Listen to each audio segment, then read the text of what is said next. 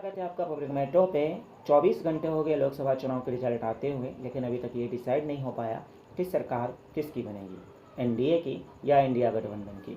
फिलहाल पाला कौन बदलेगा ये तो बात की बात है। हम बात करेंगे अभी कि वो 5 कारण जिसके वजह से बीजेपी बहुमत से दूर रह गई, या यूँ कहें कि जो बीजेपी अपने दम पर हामी भरती थी उसे अब बैसाखी के सहारे रहना पड़ेगा, और उसके पीछे का कारण क्या है। तो आइए बात करते हैं कि वो 5 कारण जिसके कारण से बीजेपी बहुमत से दूर रह गई। सत्ता तो उन्हें मिल जाएगा, लेकिन वो जो चाबी इधर उधर घूम गई है तो कहाँ वो पिछड़ गई। सबसे जो पहला और इम्पोर्टेंट फैक्टर था वो है बेरोजगारी का।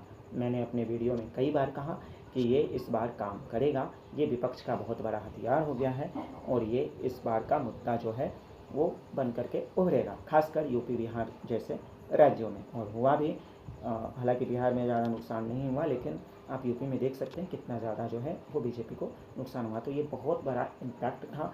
आप नहीं कह सकते हैं किसी को कि आप बाहर ठेला लगाइए और पकौड़ा बेचिए, वो रोज़गार है।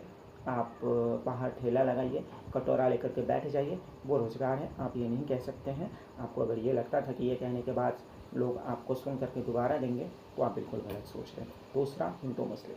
नरेंद्र मोदी एक बड़े चैनल के इंटरव्यू देते हैं और कहते हैं कि जिस दिन मैं हिंदू मुस्लिम करना शुरू कर दूँगा उस दिन जो है मैं राजनीति छोड़ दूँगा। अगले ही दिन वो एक सभा करते हैं और कहते हैं कि SC/ST का आरक्षण बढ़ाने के लिए जो कांग्रेस ने मुस्लिम आरक्षण दिया है उसे ख़त्म कर दिया जाएगा। और ये जो ध्रुवीकरण था, ये जो 3 तलाक और हलाला जैसे मुद्दों पर नरेंद्र मोदी को वोट 2014 में 2019 में दिए थे, वो जो 2024 में भी देने वाले थे वो पीछे हो गए। यानी कि तुष्टीकरण की बात यहाँ पे देखने को मिली। साथ ही साथ एक बड़ा इम्पैक्ट ये था कि इसी में हम जोड़ देते हैं कि इस बार बीजेपी ने कोई भी मुस्लिम जो है कैंडिडेट को टिकट लगभग नहीं ही दिया था। ये एक बहुत इम्पोर्टेंट मुद्दा था।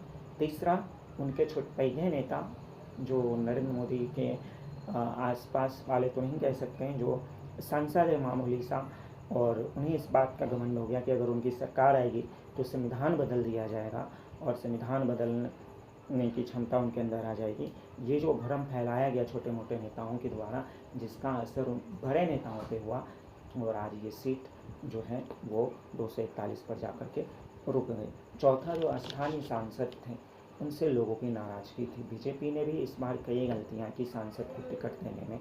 अगर हम बिहार को छोड़ दिया जाए तो बिहार में भी हालांकि 10 सीटों का नुकसान हुआ है। जैसे अयोध्या की हम बार बार चर्चा कर रहे हैं कि अयोध्या में जो है वहाँ पे जिनको टिकट दिया गया, शायद लल्लू जी नाम है उनका, तो कई बड़े जो विशेषकर उन पर चर्चा करते थे उन्होंने कहा था कि उनको टिकट देना बीजेपी को भारी पड़ सकता है। और ये एक बहुत बड़ा, हालांकि एक और फैक्टर है, वो उस पर भी हम वीडियो बनाएंगे कि क्यों अयोध्या हारी बीजेपी। तो वो उस तरीके से जो है आपको क्षेत्र का मुआयना करता है और दिखा रहा है कि स्थानीय सांसद से भी लोग काफ़ी ज़्यादा नाराज़ थे, जो दिखा रहा था कि उनके कामों ने, उन्होंने जनता के बीच में कुछ नहीं किया। वो बस हर 5 साल पे मोदी जी के नाम पे जो है वोट डालने के लिए लोगों को प्रेरित करते हैं।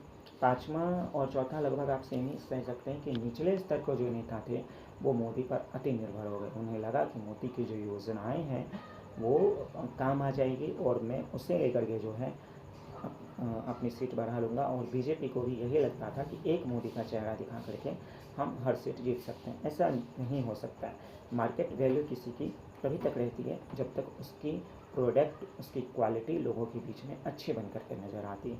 अगर उसकी क्वालिटी कम होने लगी और क्वांटिटी भले आप ज़्यादा दे दो, लेकिन अगर क्वालिटी आप कम दोगे तो वो परफॉर्मेंस नहीं देगा। मोदी के साथ भी वही हुआ। क्वांटिटी तो उन्होंने बहुत ज़्यादा दिया, लेकिन क्वालिटी उस तरीके से वो नहीं दे पाए। फिलहाल ये 5 कारण हैं जो बीजेपी बहुमत से दूर रह गई। ये मेरा अपना एक अनुमान है। आपको क्या लगता है आप हमें कमेंट करके ज़रूर बताएं। बाकी के अपडेट देखते रहें कभी। जय हिंद।